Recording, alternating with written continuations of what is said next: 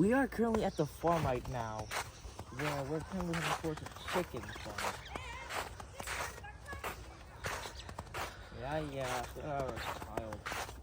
Anyways, as we continue forward, we see we have a bunch of chickens, such as normal chicken and a rooster.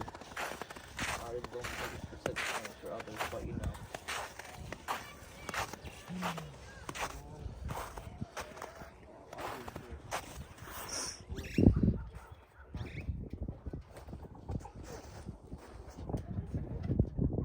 As you see, they don't like people because, well, they either get captured and cooked or they get captured and enslaved.